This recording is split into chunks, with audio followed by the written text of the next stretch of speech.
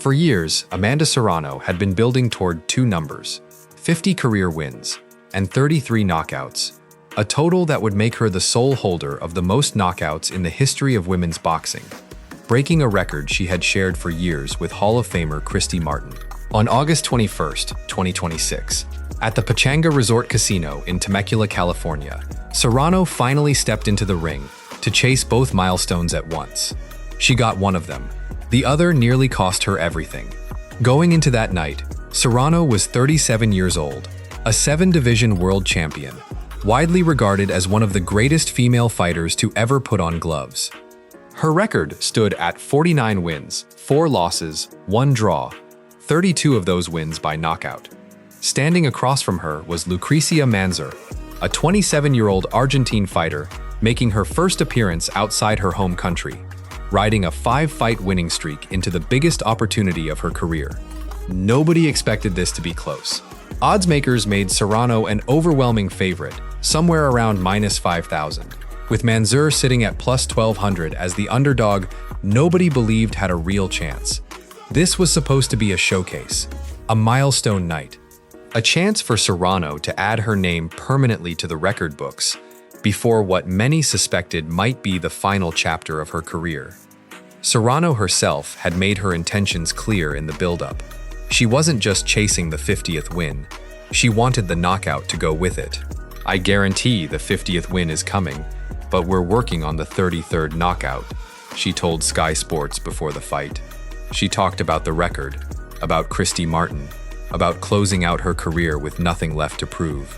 "This is definitely my last goal," she said. "That's what gets me up in the morning, these little goals. It motivates me. This is the last one, breaking the record, the 50th win, my last farewell one, and that's it." Manzur had other plans entirely.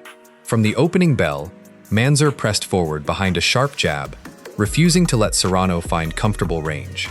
In the second round, Manzur began outworking the champion, landing 3 and 4 punch combinations that forced Serrano to reset again and again.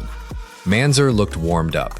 Serrano, by contrast, looked like she was still trying to figure out the fight in front of her.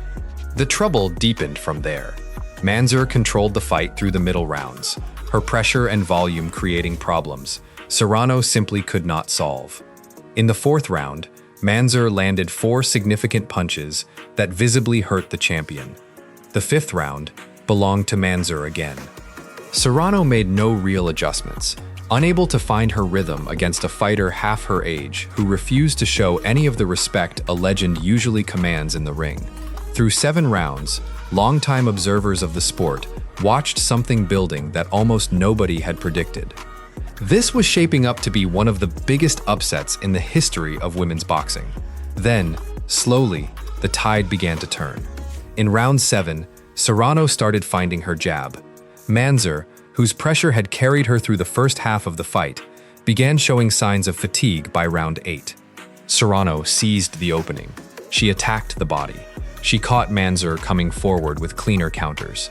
Her shot variation, honed across a career spanning 7 weight divisions, began giving her more and more control as the rounds ticked by. Rounds 9 through 12 belonged entirely to Serrano. She made up for the inactivity of the early rounds with a sustained closing surge, working behind her right jab, lashing Manzur to the body, closing distance on her own terms for the first time all night. Manzur, exhausted from the pace she herself had set, could not match the champion's finishing kick. When the final bell rang, nobody in the building was certain what the scorecards would say. The judges returned a majority decision. 2 cards read 116 to 112 for Serrano. The third was a dead even, 114 to 114. It was enough. Amanda Serrano had her 50th career win, but the record-breaking 33rd knockout, the one she had promised the world she would deliver, never came. She remained tied with Christy Martin, who was watching from ringside that night. "Thank God I'm almost out of the game," Serrano said afterward, standing in the ring she had just survived rather than dominated. She admitted she had hurt her hand during the fight. She admitted the younger, hungrier version of the sport was catching up to her physically, even if her experience had ultimately carried her through. "These girls are getting younger and stronger," she said. "Thank God I'm almost getting out of the game." Later, writing on social media, Serrano was even more direct about what the fight had cost her. "Wow, this was rough," she wrote. "Honestly, the mind tells you one thing, but the body does another. You can fight anyone you want and squeeze out a victory, but Father Time isn't allowing too much of that." She thanked her fans for giving her the reason to keep digging when the fight turned difficult. "Thank you so much to all my fans, you guys are amazing. You're the reason why I dug in." The fight carried historic weight beyond the scorecards alone. It was the first Women's World Championship bout ever contested over 12 two-minute rounds rather than the traditional 10, a structural milestone in its own right. It was also the first ever championship boxing card streamed live on TikTok, drawing more than 2 million viewers to watch a sport still fighting for the same mainstream recognition Serrano herself had spent her career trying to build. For Lucrecia Manzur, the loss was almost as significant as a win would have been.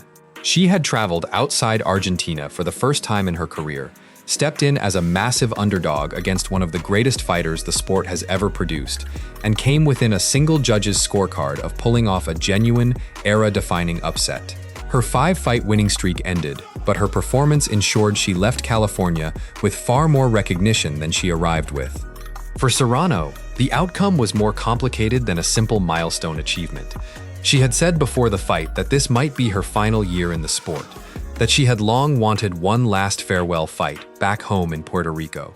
The Manzur fight may not have been intended as that goodbye, but the toll it took, physically and emotionally, left her openly questioning how much longer she wanted to keep chasing the numbers that had defined the closing chapter of her legendary career. To understand why this particular night carried so much weight, you have to understand what Serrano has already meant to her sport. She didn't simply accumulate wins in one division and stay there the way most fighters do.